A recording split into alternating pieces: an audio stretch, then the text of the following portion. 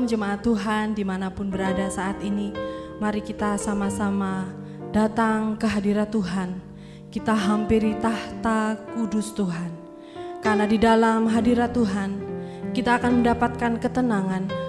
Kita akan mendapatkan sukacita damai sejahtera. Karena Tuhan layak dipuji dan ditinggikan. Dia adalah Allah yang Maha Kudus. Haleluya.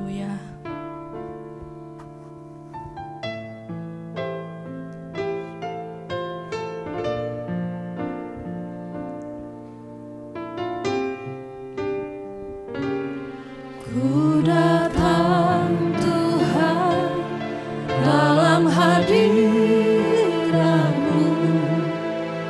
berhiaskan kekudusan. Seluruh surga sujud menyembah-Mu. Ku tersungkur dan berseru, Kudus, Kuduslah, Kuduslah Tuhan, Allah semesta alam. Kudus, Kuduslah, Kuduslah Tuhan,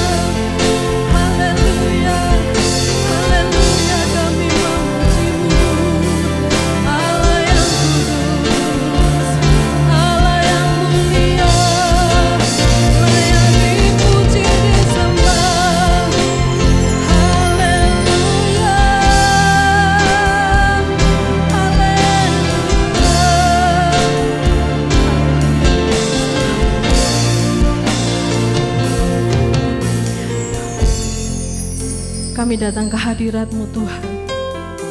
Di dalam kekudusan-Mu Tuhan, kami mendapatkan sukacita, damai sejahtera, penghiburan, kekuatan, dan kami memuji menyembah Engkau Tuhan, karena Engkau adalah Allah yang layak untuk kami puji dan sembah. Engkau Allah kami yang kudus. Semua surga memuji Engkau Tuhan. Seluruh semesta ini memuji Tuhan. Kota Batu memuji Engkau Tuhan. Bahkan seluruh dunia ini memuji nama-Mu yang kudus. Menjadi kerinduan kami Tuhan. Itu semua menjadi nyata Tuhan. Kami bersyukur buat kasih-Mu, buat kemurahan-Mu hari ini. Biarlah Tuhan Kau bertahta di atas puji-pujian kami. Biarlah Tuhan pujian kami boleh berkenan berlayak di hadapan-Mu. Dan pujian kami yang kami sampaikan dari hati kami boleh berkenan di hadapan-Mu. Di dalam nama Tuhan Yesus Kristus kami bersyukur. Haleluya. Amin. Puji nama Tuhan. Kita akan bersama-sama naikkan pujian kita di hadapan Tuhan. Karena Allah kita adalah Allah yang sanggup untuk menolong setiap permasalahan hidup kita. Amin. Haleluya.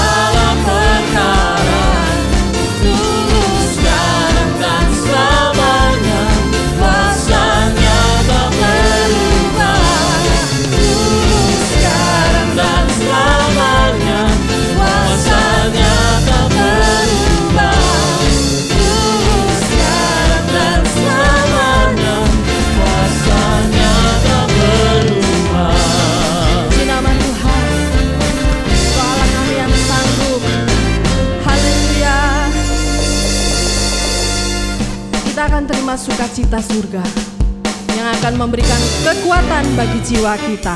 Haleluya.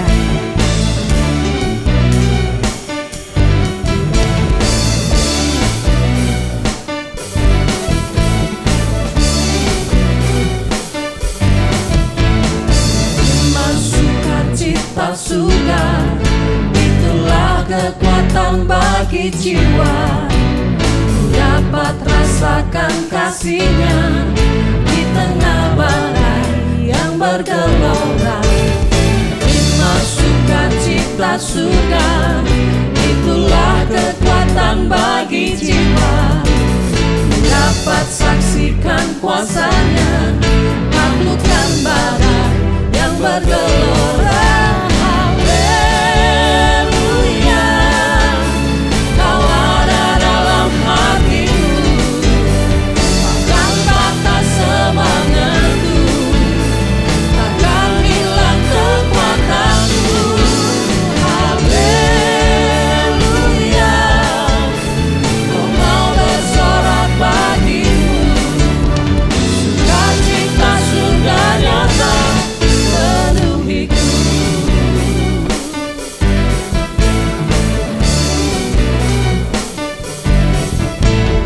Terima sukacita surga, itulah kekuatan bagi jiwa. Ku dapat rasakan kasih-Nya di tengah badai yang bergelora. Terima sukacita surga, itulah kekuatan bagi jiwa.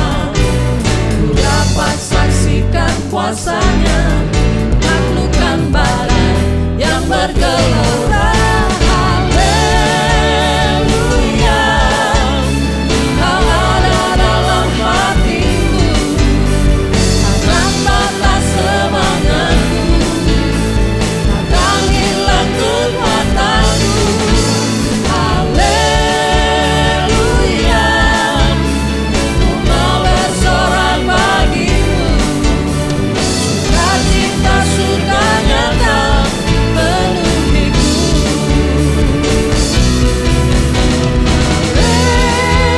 Haleluya, Kau ada dalam hatiku, takkan patah semangatku, takkan hilang kekuatanku.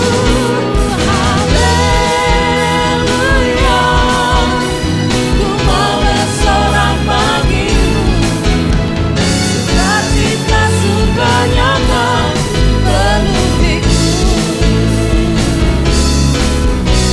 Sukacita surga nyata penuhiku. Sukacita surga nyata penuhiku.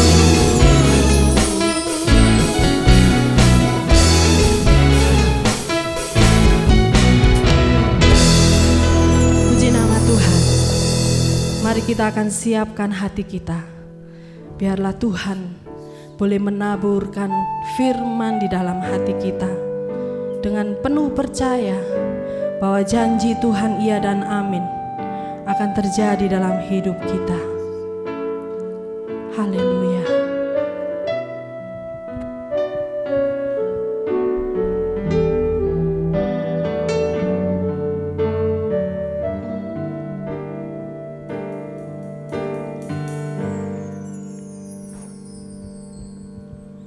Sungguh besar setiamu, Kau nyatakan bagiku.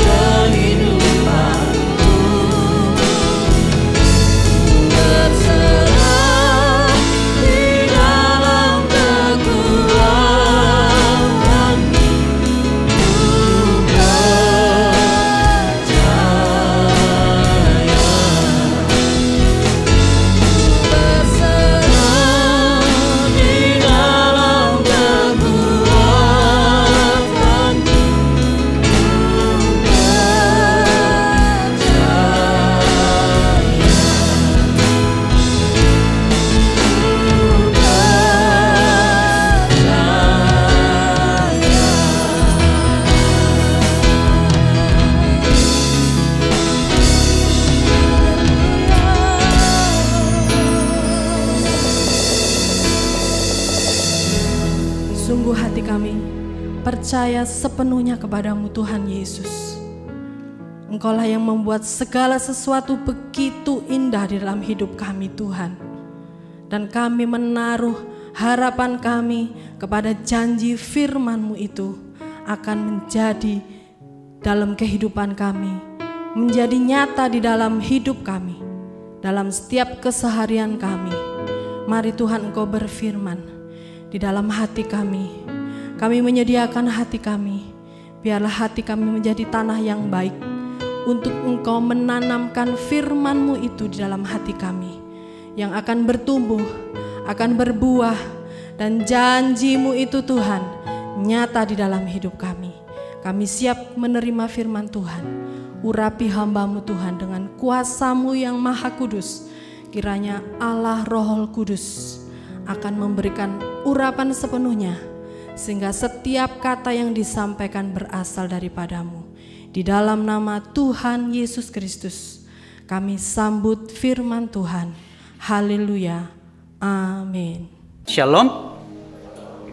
Pada kesempatan ini saya mau bersama-sama mengajak kita menyimak dari satu bagian kebenaran firman Tuhan yang saya beri judul pada pagi ini, Healthy Inside, Fresh Outside.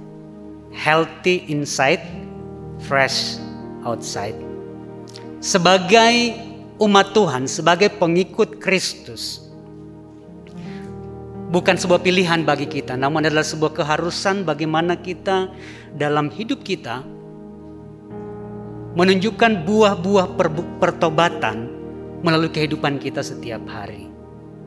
Buah roh itu yang diharapkan akan nampak melalui kehidupan kita, itu seharusnya menjadi sesuatu yang seharusnya ada dalam hidup kita.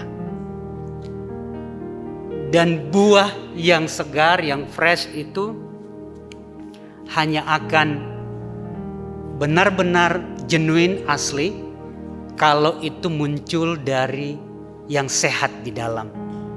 Walaupun masa kini mungkin bisa ada buah yang kelihatannya bagus, segar begitu, padahal sudah di cover dengan lilin gitu ya. Jadi tetap kelihatan mulus, bagus. Namun bukan yang asli. Dan pagi ini saya mau mengajak kita merenungkan satu bagian dari firman Tuhan. Doa Rasul Paulus bagi jemaat yang ada di kota Kolose. Dan biar kiranya doa ini juga menjadi doa yang sama bagi kita semua, umat Tuhan saat ini. Kita akan sama-sama membaca dari Kolose pasal 1. Kolose pasal 1 ayat yang ke-9 sampai ayat yang ke-12. Kolose pasal 1 ayat yang ke-9 sampai ayat yang ke-12. Demikian bunyi firman Tuhan. Sebab itu sejak waktu kamu mendengarnya, kami tiada berhenti-henti berdoa untuk kamu. Kami meminta supaya kamu menerima segala hikmat dan pengertian yang benar untuk mengetahui kehendak Tuhan dengan sempurna.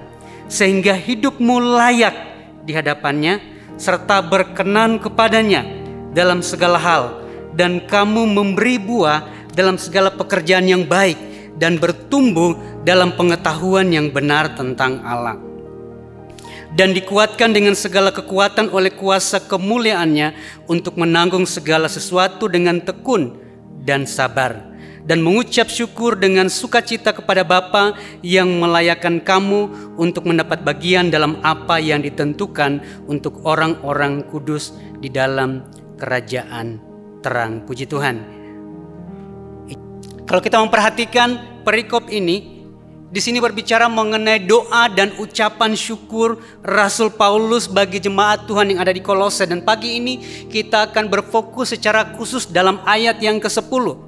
Kalau kita melihat dalam Kolose 1 ayat yang ke-10, di situ dinyatakan sehingga hidupmu yang pertama layak di hadapannya, serta yang kedua berkenan kepadanya dalam segala hal, dan kamu yang ketiga memberi buah dalam segala pekerjaan yang baik. Dan yang keempat bertumbuh dalam pengetahuan yang benar tentang Allah. Dari 4 hal ini di sini kita melihat penekanan yang ditunjukkan di dalam doa ini, yaitu layak, berkenan, memberi buah dan bertumbuh. Dan kalau kita melihat hal-hal ini yang seharusnya terwujud di dalam kehidupan rohani orang-orang percaya, umat Tuhan. Sehingga di sini kita melihat ketika kita berbicara mengenai healthy inside, sehat di dalam, fresh outside, bicara mengenai bagaimana seharusnya kalau di dalam diri kita bertumbuh secara sehat, maka otomatis yang nampak keluar pun, buah yang dilihat, dikecap dan dirasakan oleh orang-orang di sekeliling kita juga adalah buah yang segar. Dan kalau kita memperhatikan bicara mengenai kehidupan kita sebagai manusia, kita diciptakan oleh Allah secara holistik, secara utuh, secara menyeluruh, yaitu berbagai aspek hidup kita, aspek spiritual, aspek emosi, aspek sosial kita. Semuanya itu tidak terpisahkan sebenarnya. Dan kalau kita melihat bagaimana aspek-aspek ini seharusnya bertumbuh secara bersama-sama dan bukan hanya sebagian saja. Namun bagaimana spiritualitas kita bisa bertumbuh dengan sehat kalau ada aspek-aspek yang terlewatkan. Karena semuanya saling terkait sebenarnya. Pada bulan April yang lalu, sebuah lembaga riset Kristen, Bilangan Research Center, melakukan sebuah penelitian. Jadi lembaga riset ini banyak melakukan penelitian-penelitian mengenai umat Kristen di Indonesia. Dan pada bulan April yang lalu mereka mengadakan penelitian untuk mengukur kondisi dan level spiritualitas umat Kristen di Indonesia. Dan mereka memang sering melakukan survei-survei di seluruh provinsi di Indonesia. Dan dalam mengukur kondisi dan level spiritualitas orang Indonesia, tentu perlu ada barometer, perlu ada standar yang menjadi pengukurnya. Dan untuk mengukur kondisi dan spiritualitas orang Kristen di Indonesia yang sesuai dengan konteks Indonesia, maka ada 3 aspek yang terdiri dari 7 dimensi. Jadi 3 aspek ini terdiri dari 7 dimensi. Yaitu yang pertama aspek kognitif. Aspek kognitif ini berkaitan dengan pengetahuan dan pemahaman akan iman Kristen, basic beliefs, pemahaman teologi yang benar, pemahaman teologi yang solid. Itu ukuran yang pertama dari segi kognitif. Lalu kemudian aspek yang kedua yaitu konatif. Apa itu konatif? Konatif itu berbicara mengenai tindakan dan perilaku. Nah, ini aspek yang kedua untuk mengukur spiritualitas. Dan aspek yang ketiga dan bagian ini yang akan menjadi fokus kita dalam perenungan kita pagi ini, yaitu aspek afektif. Berbicara mengenai kesehatan emosi, kondisi mental dan emosi. Ketiga aspek ini, ya di dalamnya ada 7 dimensi. Ini yang menjadi barometer, ini yang menjadi tolok ukur. Aspek-aspek ini dan dimensi-dimensi ini dibangun di atas landasan biblikal, teologis dan juga riset ilmiah, memenuhi standar-standar riset ilmiah didasarkan pada pemahaman atau dasar biblika dan teologis. Nah, kalau kita melihat bagian-bagian ini, ketiga aspek ini kita bisa gambarkan. Kognitif itu bicara mengenai kepala. Lalu kemudian kalau bicara mengenai konatif itu tangan, karena bicara mengenai action kita, tindakan kita. Lalu kemudian afektif di sini bicara mengenai hati, seringkali digambarkan dengan hati, bicara mengenai emosi, perasaan dan kondisi mental kita. Ketiga aspek ini jika salah satunya saja terabaikan, maka akan mempengaruhi semua aspek-aspek yang lain. Karena ketiga aspek ini saling terhubung, saling terintegrasi. Ketika kurang satu, maka tidak heran kemudian muncul berbagai isu-isu dalam kehidupan kita, termasuk isu-isu dalam pertumbuhan rohani kita sebagai orang percaya. Dan kalau kita melihat di sini, salah satu aspek yang sangat esensial dan signifikan, namun seringkali terlewatkan, yaitu aspek afektif ini, aspek emosi dan mental kita, yang padahal dari situ akan mempengaruhi keluarnya seperti apa, action kita, konatif kita, tindakan kita, perilaku kita, ucapan kita, tutur kata kita akan seperti apa. Dan kalau kita menelusuri catatan-catatan dalam Alkitab, sebenarnya Alkitab sangat banyak berbicara mengenai aspek emosi ini sebenarnya, aspek afektif ini. Namun kadang-kadang kita hanya membacanya dan melihatnya semata-mata dari sisi biblical teologi semata, dan lupa itu bicara mengenai kondisi emosi manusia yang real, aspek mental manusia yang real. Sehingga kalau kita membaca dalam Amsal 4 ayat yang ke-23 yang mengatakan, jagalah hatimu dengan segala kewaspadaan, karena dari situlah terpancar kehidupan. Kita langsung hanya berbicara mengenai membaca firman, merenungkan firman, tidak salah. Menaruh firman dalam hati tidak salah. Namun pernahkah kita melihat bahwa bicara mengenai menjaga hati, itu juga bicara mengenai kita mengenali sisi-sisi emosi kita, luka-luka masa lalu, trauma-trauma yang pernah kita alami. Itu adalah bagian dari menjaga hati dengan segala kewaspadaan. Bagaimana kita mengenali dimensi emosi tersebut. Kalau kita melihat pada akhirnya bicara mengenai aspek emosional ini, saya mengutip seorang penulis, Peter Scarsero, dalam tulisannya Emotionally Healthy Spirituality, ya, spiritualitas yang sehat secara emosi. Di situ dia mengatakan bahwa spiritualitas Kristen tanpa diintegrasikan dengan emosi yang sehat bisa mematikan bagi diri sendiri, bagi hubungan Anda dengan Allah dan orang-orang di sekitar Anda. Kesehatan emosi kita tidak bisa dipisahkan dari kesehatan spiritualitas kita. Realita perjalanan hidup kita sebagai orang-orang percaya, sebagai anak-anak Tuhan, bahkan termasuk para pemimpin-pemimpin rohani. Kita semua akan mengakui dengan jujur bahwa tidak selalu mulus perjalanan kita. Perjalanan iman kita tidak selalu lancar. Dan itu ada kaitannya dengan kondisi emosi kita sebenarnya. Bagaimana aspek ini menjadi sangat penting. Memang benar bahwa praktek-praktek disiplin rohani seperti membaca Alkitab, berdoa, berpuasa, merenungkan firman Tuhan, beribadah, bahkan terlibat misalnya dalam konsel-konsel, bahkan terlibat dalam pelayanan-pelayanan sesuai dengan skill, talenta, dan karunia kita. Namun kalau mau jujur, meskipun kita sudah berusaha untuk melakukan semua itu, dan semua itu baik, semua itu punya dasar biblika yang benar, namun jika kita melupakan aspek emosi ini, hati ini, maka semua yang kita lakukan itu menjadi sesuatu yang tidak maksimal pada akhirnya. Yang kadang-kadang kita sendiri menjadi frustasi. Sudah berusaha untuk mengembangkan disiplin rohani, tapi kok seperti masih ada ganjalan. Sudah berusaha untuk hidup benar di hadapan Tuhan, tapi kok masih suka kelepasan juga. Masih suka terpleset juga. Jangan-jangan aspek ini, aspek afektif ini yang kadang-kadang menjadi terabaikan. Dan kalau kita memperhatikan di sini dalam dimensi ini, Scarsero kemudian menyebutnya ini adalah fenomena puncak gunung es. Apa itu fenomena puncak gunung es?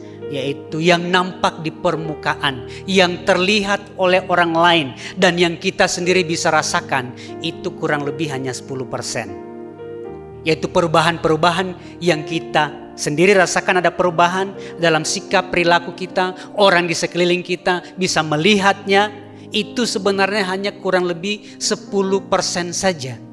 Sedangkan yang 90%-nya itu adalah akarnya sesungguhnya, gunung es yang di bawah itu.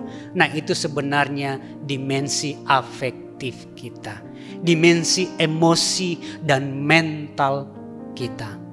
Pertobatan dan menerima Tuhan Yesus sebagai Tuhan dan Juru Selamat itu cukup. Namun proses pemulihan emosi, pemulihan mental, pemulihan struktur struktur yang ada di dalam kita. Yang 90% itu adalah sebuah proses yang harus kita geluti hari lepas hari. Untuk semakin hari menjadi semakin serupa dengan Kristus. Itu berarti kita perlu mengenali, memproses, menggali di dasar, di akar itu struktur-struktur emosi, kondisi-kondisi emosi dan mental yang mempengaruhi langkah-langkah pertumbuhan rohani kita, yang mempengaruhi kesehatan spiritualitas kita. Karena kita terlahir dalam dunia yang tidak sempurna, terlahir di tengah-tengah keluarga, orang tua yang tidak sempurna, sehingga itu membentuk kita. Ada pengalaman-pengalaman traumatik, ada abuse yang kita lewati dan alami dari masa kita bertumbuh, bahkan dari dalam kandungan. Penelitian medik hari ini menunjukkan bahwa bayi sebenarnya dari trimester terakhir dalam kehamilan tuh sebenarnya sudah bisa berespon dan bahkan mendownload emosi dari ibu. Nah, itu berarti bahkan sebelum kita lahir, kita sudah terkontaminasi. Kalau ibunya yang sedang mengandung banyak stres, banyak tertekan, akan mempengaruhi bayi yang ada dalam kandungannya. Dengan kata lain, bahkan sebelum kita lahir pun, masih dalam rahim ibu, kita sudah terpengaruh oleh hal-hal ini. Membentuk struktur emosi kita, pola kelekatan kita, pola attachment kita. Dan akhirnya mempengaruhi relasi kita dengan Tuhan. Mempengaruhi perjalanan rohani kita. Itu sebabnya kita berusaha, kadang-kadang ada orang-orang yang sudah berusaha untuk hidup benar di hadapan Tuhan, mengembangkan disiplin rohani, tapi kok rasanya seperti gak betul-betul connect dengan Tuhan. Dan bertanya-tanya apa yang kurang, apa yang salah. Rasanya hatinya, motivasinya sebenarnya sungguh-sungguh ingin intim dengan Tuhan, tapi kok rasanya sulit untuk merasakan keintiman itu. Disitulah aspek emosi kita yang perlu dikenali. Struktur yang ada di dalam diri kita. Yang bersama dengan Roh Kudus kita memprosesnya. Dan kalau kita melihat di sini jelas bahwa kesehatan emosi dan kedewasaan rohani itu adalah dua hal yang tidak bisa dipisahkan. Kesehatan emosi dan pertumbuhan serta kedewasaan rohani itu adalah dua sisi dari mata uang, tidak terpisahkan, tidak bisa memilih hanya salah satu saja. Dan kalau kita melihat di sini, itu berarti pertumbuhan rohani, kematangan rohani yang sejati itu harus lahir dari kesehatan emosional kita. Sehingga kalau kita melihat dalam doa Rasul Paulus tadi dalam Kolose 1 ayat yang ke-10, di mana di situ doa Rasul Paulus agar umat Tuhan yang ada di Kolose dan umat Tuhan di mana saja berada dalam perjalanan hidup kita, agar kita apa? Yang 4 tadi, menjadi layak, berkenan, memberi buah dan bertumbuh. Menjadi layak, berkenan, memberi buah dan bertumbuh ini hanya akan terwujud dalam diri orang percaya jika dimensi afektif, kondisi emosional, mentalnya juga ditangani. Setidaknya ada 10 ciri. Dari penelitian ada 10 ciri yang menunjukkan sebagai tanda atau indikator utama spiritualitas yang tidak sehat secara emosi. Ada 10 tanda, ada 10 indikator yang diungkapkan oleh Scazzero dari hasil penelitiannya mengenai kondisi rohani yang tidak sehat secara emosi. Dengan cepat saya akan menyebutkan ke 10 hal ini, ke 10 tanda ini ya. Nanti masing-masing checklist dalam hati ya. Waduh, saya kayaknya 1 kena nih, 2 kena nih, 3 kena ini. Diam-diam aja dalam hati ya. Nanti ngaku saja sama Tuhan. Ya kalau mau ngaku sama Bapak dan Ibu Gembala juga oke. Supaya dibantu ya. Apa saja 10 ini? Yang pertama, menggunakan Allah untuk lari dari Allah. Apa maksudnya menggunakan Allah untuk lari dari Allah? Yaitu bicara mengenai menyibukkan diri, melakukan berbagai aktivitas rohani bagi Allah. Namun sesungguhnya secara internal, insight sebenarnya. Di dalam diri kita ini adalah sebuah bentuk pelarian untuk kita tidak memproses isu-isu yang ada di dalam diri kita. Sehingga kita begitu sibuk, aktif bagi Tuhan. Namun ada dimensi-dimensi emosional kita. Mengapa kemudian sumbunya menjadi pendek, gampang marah, kalau tertrigger ngamuan. Tapi aktif loh melayani. Ada apa? Sibuk dengan hal-hal rohani. Namun sebenarnya tanpa disadari sebuah bentuk pelarian untuk memproses isu-isu, masalah-masalah di level emosional, di bagian yang akar tadi, yang 90% itu. Yang kedua, mengabaikan emosi manusia seperti kemarahan, kesedihan, dan ketakutan. Ini adalah emosi dasar manusia, ini normal. Kemarahan, kesedihan, dan ketakutan. Bahkan kalau kita baca dalam kitab Injil, kita menemukan Tuhan Yesus sendiri pernah marah, Tuhan Yesus pernah marah. Tuhan Yesus pernah sedih, Tuhan Yesus pernah menangis. Ingat kisah Lazarus? Ini adalah emosi yang normal. Namun berapa banyak kita orang Kristen cenderung mengabaikan emosi-emosi ini dan menganggap kalau orang Kristen gak boleh marah, kalau orang Kristen gak boleh sedih. Itu sebabnya kadang-kadang ketika ada anggota keluarga, ada kerabat, ada kenalan yang dipanggil Tuhan, kita seperti menafikan fakta bahwa orang boleh nangis. Sehingga kemudian kata-kata yang muncul adalah dia sudah senang di sana, betul, dia senang di sana. Tapi saya sedih kehilangan orang saya sayangi. Normal, wajar. Namun image kita yang keliru bahwa orang Kristen gak boleh marah, orang Kristen gak boleh sedih, orang Kristen gak boleh takut.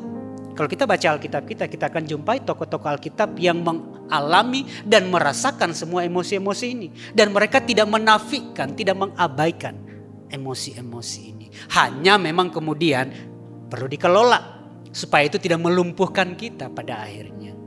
Namun itu harus di-embrace. Nah, kalau kita cenderung mengabaikan emosi-emosi ini, itu ciri yang kedua, indikator yang kedua bahwa spiritualitas kita tidak sehat secara emosional. Yang ketiga, sekarat karena hal-hal yang salah. Kembali tadi bicara mengenai perspektif kita, mengenai image kita, mengenai orang Kristen seharusnya bagaimana. Yang kemudian kadang-kadang adalah ada hal-hal yang sebenarnya tidak salah. Atau kadang-kadang ada pemahaman-pemahaman kita yang kurang tepat namun dibungkus dengan hal-hal yang nampak rohani. Pemahaman teologis yang keliru. Sehingga kemudian terjadi begitu mengasihi Tuhan, sehingga habis-habisan kerja buat Tuhan, sehingga mengabaikan self-care. Sehingga apa yang terjadi tidak seimbang. Relasi dengan keluarga menjadi tidak harmonis. Tubuh kita, fisik kita menjadi kurang sehat. Tapi kan saya sibuk bagi Tuhan. Saya sibuk untuk melayani Tuhan. Jangan-jangan akarnya sebenarnya dari akar emosional. Akar apa? Begitu habis-habisan. Sehingga kadang-kadang kita mendengar istilah terbakar habis buat Tuhan. Sehingga keluarganya pun dibakar habis juga. Rumah tangganya jadi kacau. Dirinya sendiri juga tubuhnya menjadi tidak sehat.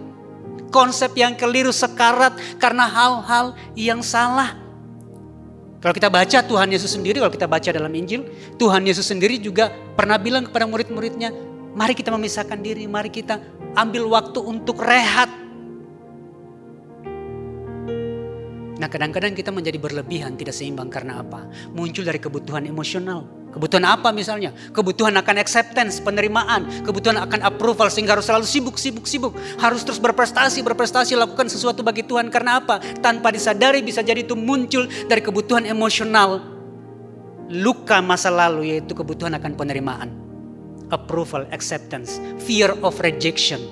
Kalau saya kelihatannya relax sedikit nanti tertolak, nanti dipikir wah nanti dikubur nanti akan tidur lama kok. Jadi selagi hidup jangan banyak tidur.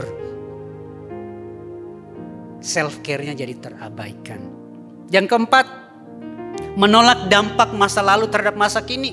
Betul bahwa pertobatan dan lahir baru itu memulihkan kita. Namun efek, dampak dari luka-luka masa lalu, trauma-trauma dari masa lalu, dampak dari abuse yang pernah kita alami, itu tidak hilang begitu saja, harus dikenali dan harus diproses. Disitulah kemudian konseling, pendampingan menjadi penting.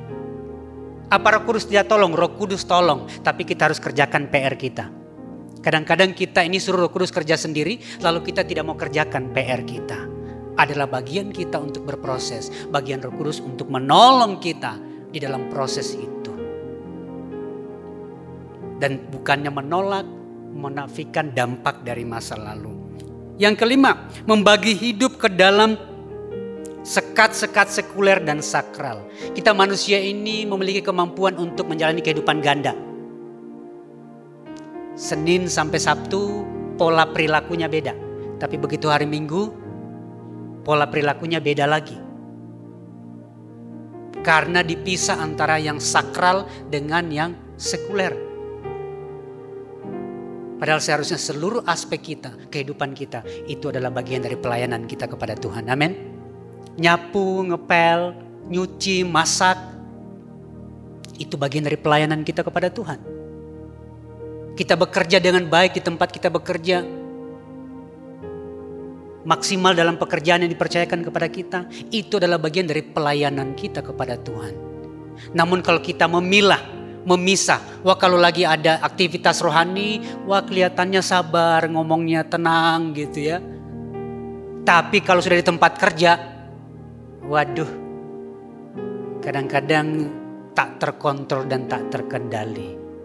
Nah itu seperti ada pemisahan di situ. Spiritualitas yang sehat secara emosi tidak terpisah seharusnya.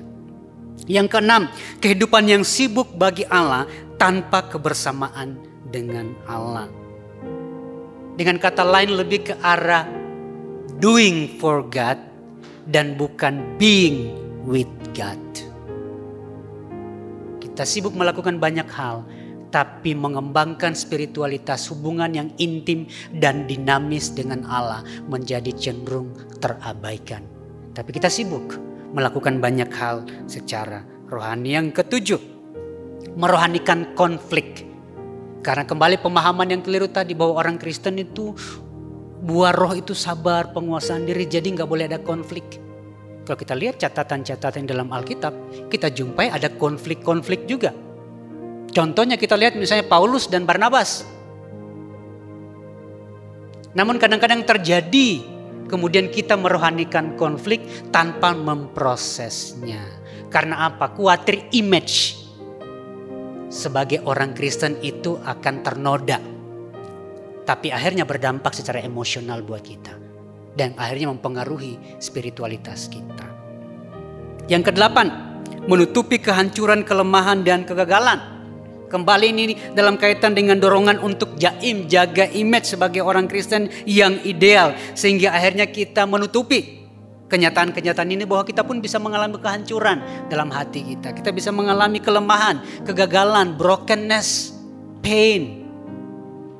Namun kadang-kadang kita menafikan, menutupi hal-hal ini. Orang Kristen yang paling baik sekalipun, paling alim sekalipun, bahkan kita melihat tokoh-tokoh dalam Alkitab, mereka pun sebenarnya juga melewati masa-masa ini. Sehingga menjadi vulnerable, menjadi rapuh, terbuka, embrace the reality, menerima kenyataan bahwa saya memang sedang bertumbuh, saya mau menjadi serupa dengan Kristus. Namun dalam prosesnya di situ ada luka, ada kekecewaan.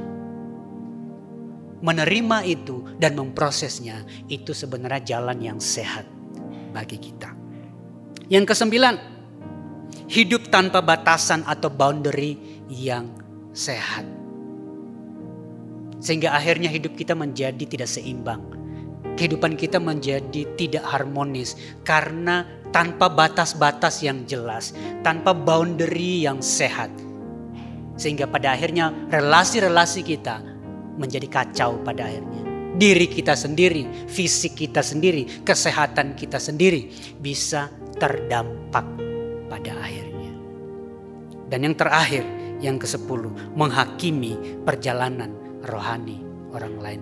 Cenderung judgmental. Itu sebabnya seringkali kemudian kita merasa, wah menilai orang lain, dia kok kayak gitu ya, dia kok kayak begitu ya. Padahal kan seharusnya. Nah itu kata-kata yang bisa muncul. Padahal kan seharusnya, semestinya. Akhirnya cenderung menilai dan menghakimi orang lain pada akhirnya. Itu muncul dari mana? Itu sebenarnya proyeksi dari kondisi emosional kita sendiri. Ketidakpuasan dalam diri kita yang tanpa sadar kita proyeksikan kepada orang lain. Rasa frustasi dalam diri kita sendiri yang tanpa sadar kita pantulkan kepada orang lain. Yang kemudian kita menjadi judgmental. Untuk apa? Membuat diri kita merasa lebih baik. Saya masih lebih baik kok dari dia. Menjadi judgmental pada akhirnya. Nah, ini 10 ciri dari spiritualitas yang tidak sehat secara rohani. Kalau begitu penangkalnya apa? Obat penawarnya apa?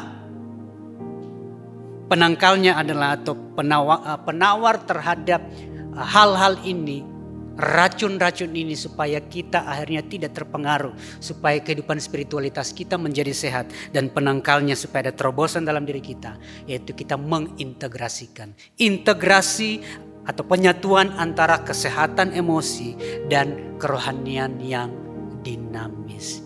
Itu penangkalnya. Penangkal terhadap hal-hal ini yaitu integrasi, penyatuan antara kesehatan emosi kita dan juga kerohanian yang dinamis. Kerohanian yang dinamis di sini tidak bicara mengenai sibuk dan aktif melakukan hal-hal bagi Tuhan, namun bicara mengenai hubungan yang hidup, yang intim, yang dinamis dengan Allah. Sebuah kerohanian yang bersifat kontemplatif, kita merenungkan perjalanan kita bersama dengan Tuhan. Sikap-sikap, perilaku kita, memproses diri kita. Nah, itu yang menjadi penangkalnya. Apa itu sebenarnya kalau kita bicara mengenai kesehatan emosi? Kesehatan emosi itu secara sederhana bicara mengenai hal-hal seperti apa saja. Misalnya kesadaran, pengenalan, dan pengelolaan emosi yang seimbang. Kita bicara mengenai kesehatan emosi itu bicara mengenai kesadaran, pengenalan, dan pengelolaan emosi yang seimbang. Apalagi memiliki boundary, memiliki batas-batas yang sehat. Apalagi mengekspresikan diri kita yang otentik, menunjukkan true self kita.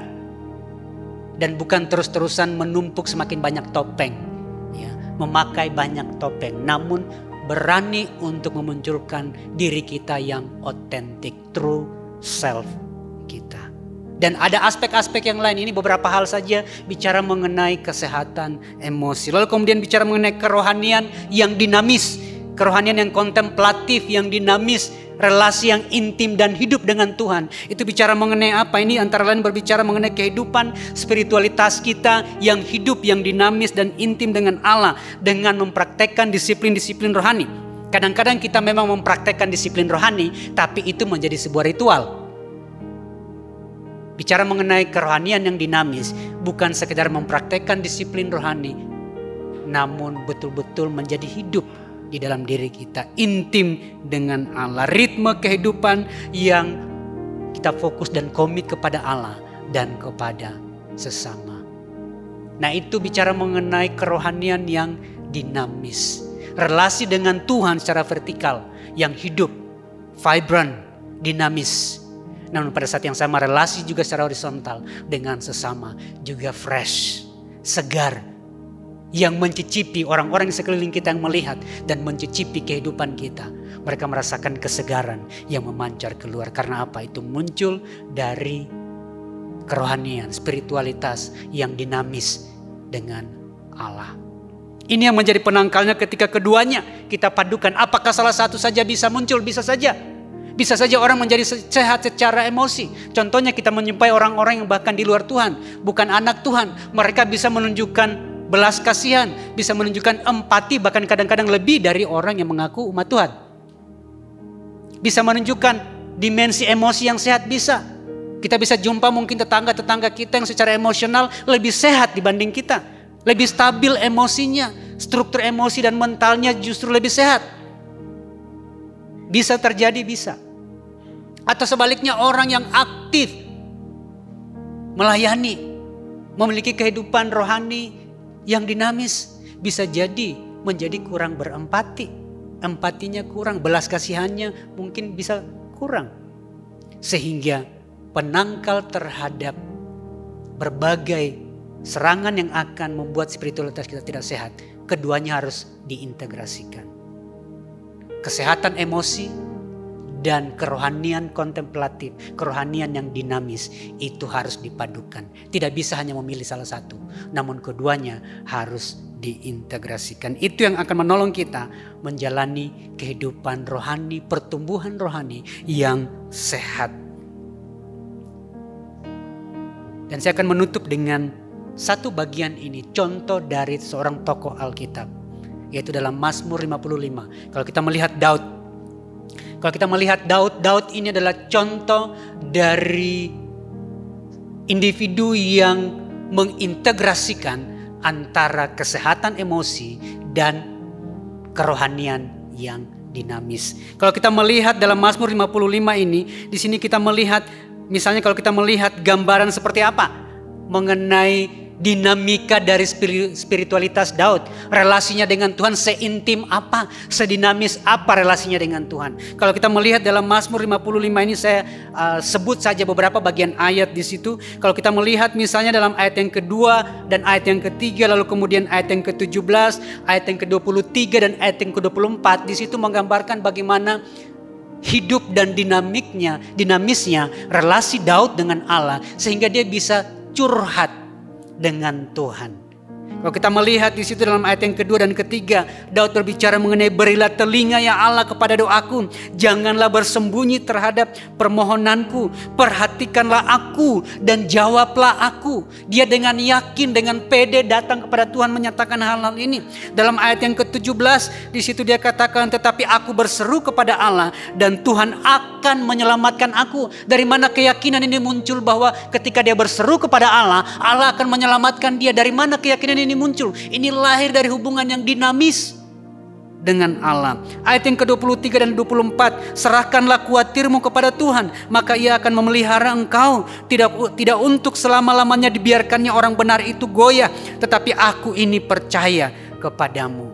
Beberapa bagian ayat ini menunjukkan bagaimana Daud hubungannya dengan Allah begitu dinamis, sehingga dia bisa berbicara dengan leluasa, ada keyakinan yang kokoh kepada Allah. Bukan di level kognitif saja, namun bahkan sampai di level afektifnya. Lalu kemudian bagaimana kita melihat gambaran kondisi emosinya? Pada saat yang sama Daud merengkuh, embrace realita apa yang dirasakannya, dan bukan mengabaikan, bukan menafikan emosi-emosi manusiawi yang dirasakan, karena Daud masih manusia seperti kita. Kalau kita melihat misalnya gambaran kondisi kesehatan emosi Daud dalam ayat yang ke-5 dan ayat yang ke-6, lalu kemudian ayat yang ke-18 di situ menggambarkan emosi apa saja. Ayat 5, 6, 18 di situ kita melihat ada gelisah. Daud gelisah, Daud takut, gentar, merasa seram, merasa ngeri. Bahkan di situ kita melihat dalam ayat 18, pagi, petang, siang, ini berarti sepanjang hari ya. Pagi, petang, siang, apa yang dirasakan oleh Daud? Daud merasa cemas dan menangis. Dengan kata lain, sepanjang hari dia datang kepada Tuhan, dia menjalani hari-harinya, dia merasa cemas dan dia menangis. Ini adalah semua emosi-emosi yang real. Kita pun pasti merasakan emosi-emosi ini. Sehingga kalau kita melihat dalam ayat-ayat ini kok seolah-olah kontradiktif ya. Di bagian yang lain dia begitu confidence, dia begitu percaya kepada Allah.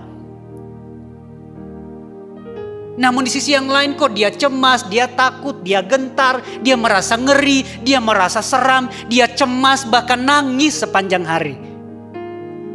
Seolah-olah di sini ada kontradiksi.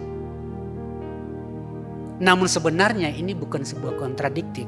Kalau kita melihat dari perspektif bicara mengenai spiritualitas yang sehat secara emosi, mengakui bahwa masih manusia, masih punya rasa, bukan robot.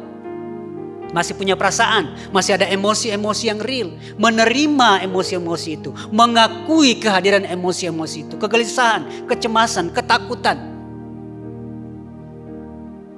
Namun pada saat yang sama, juga relasi yang dinamis dengan Tuhan. Kerohanian yang dinamis yang hidup dengan Tuhan. Menolong, tidak tenggelam dalam emosi-emosi ini. Perhatikan di sini, Daud tidak tenggelam dengan emosi-emosi ini. Dia mengakui kehadiran emosi-emosi itu, namun tidak tenggelam dalam emosi-emosi itu. Karena apa? Ada hubungan yang dinamis dengan Tuhan, yang memberi dia kepastian, memberi dia keyakinan. Sekalipun dia melewati masa-masa yang menyeramkan itu, mencemaskan itu, penuh tekanan itu, bahkan dia nangis sepanjang hari. Namun pada saat yang sama ada pengharapan. Itu sebabnya kemudian kalau kita melihat pada bagian terakhir ayat 23-24, di situ dengan jelas Daud menunjukkan akan pengharapannya, akan keyakinannya pada pemeliharaan Tuhan. Keyakinannya akan pertolongan Tuhan. Bahwa tidak untuk seterusnya, tidak untuk selamanya. orang benar akan melewati masa-masa yang sulit. Sebab Tuhan akan menolong. Ada keyakinan, namun pada saat yang sama tidak mengabaikan akan kondisi-kondisi emosional. Sehingga biar kiranya Roh Kudus pagi ini menolong kita. Agar apa yang menjadi doa Rasul Paulus dalam Kolose 1 ayat 10 tadi, supaya kita menjadi layak, berkenan, memberi buah dan bertumbuh. Menjadi layak, berkenan, memberi buah dan bertumbuh. Dengan cara apa? Dengan cara menjadi sehat secara emosi dan memiliki kerohanian yang dinamis. Menjadi sehat secara emosi dan memiliki kerohanian yang dinamis, itu menjadi kuncinya bagi kita dalam perjalanan iman kita hingga kita berjumpa dengan Tuhan. Amin. Meresponi kebenaran firman Tuhan pagi ini, saya mau mengajak kita menyanyikan sebuah lagu lama sekali. Ya, jiwaku terbuka untukmu Tuhan. Selidiki, nyatakan segala perkara. Singkapkan semua yang terselubung, supaya ku layak di hadapan-Mu. Biar kiranya ini menjadi doa kita kepada Tuhan pagi ini. Dan kita nyanyikan lagu ini sebagai doa kita, pengakuan kita kepada Tuhan. Jiwaku terbuka di hadapan-Mu Tuhan. Jiwaku terbuka untukmu Tuhan. Selidiki, nyatakan segala perkara. Singkapkan semua yang terselubung,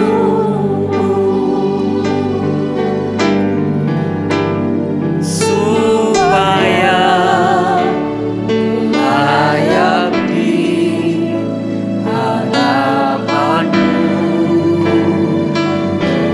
Tuhan. Jiwaku terbuka untukmu Tuhan. Jiwaku terbuka untukmu Tuhan. Haleluya. Selidiki, nyatakan segala perkara.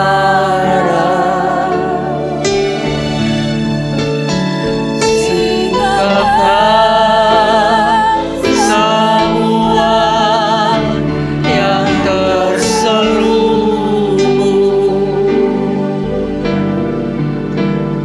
supaya layak di hadapan-Mu Tuhan.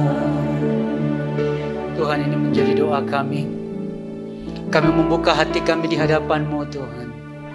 Roh Kudus, biar Engkau sendiri yang akan menyelidiki hati kami.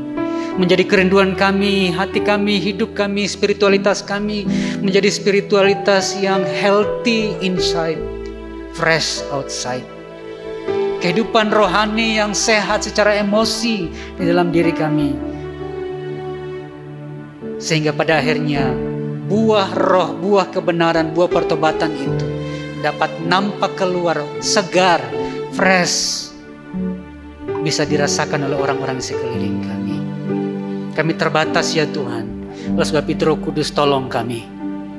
Singkapkan yang terselubung, luka-luka emosional, trauma-trauma masa lalu, karena abuse dan pengalaman-pengalaman buruk yang kami lewati.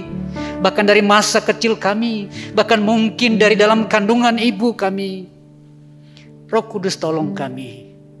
Kami mau mengenali dan memprosesnya. Dan dengan pertolongan-Mu kami akan mengalami pemulihan. Sehingga spiritualitas kami menjadi spiritualitas yang sehat.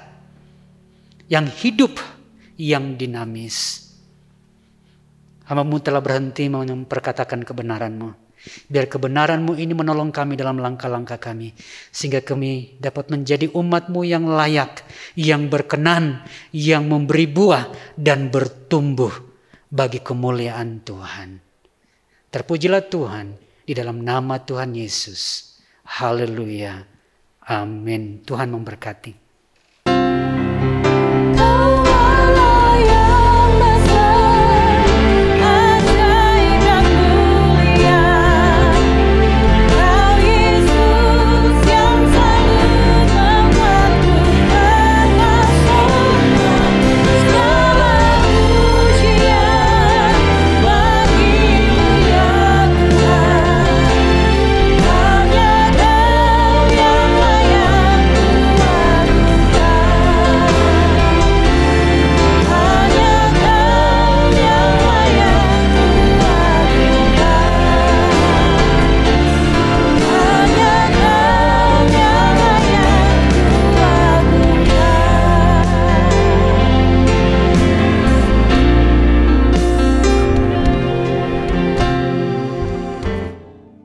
Ya Tuhan, hadirat-Mu tetap menyertai mereka untuk memberkati setiap rumah tangga mereka, seluruh anggota keluarga mereka.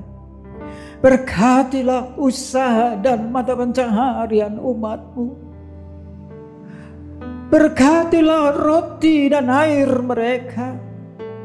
Berkatilah umat-Mu ini dengan kekuatan dan kesehatan. Sesungguhnya Dikau sangat mengasihi umat-Mu.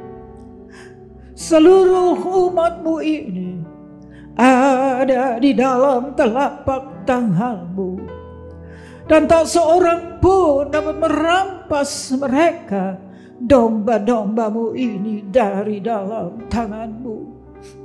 Hamba-Mu berdoa, bawalah seluruh sidang jemaat-Mu ini semakin hari semakin dekat kepadamu, semakin mengasihi Engkau ya Tuhan, sehingga mereka boleh tiba di puncak bukit kesucian-Mu dan memandang wajah-Mu yang indah.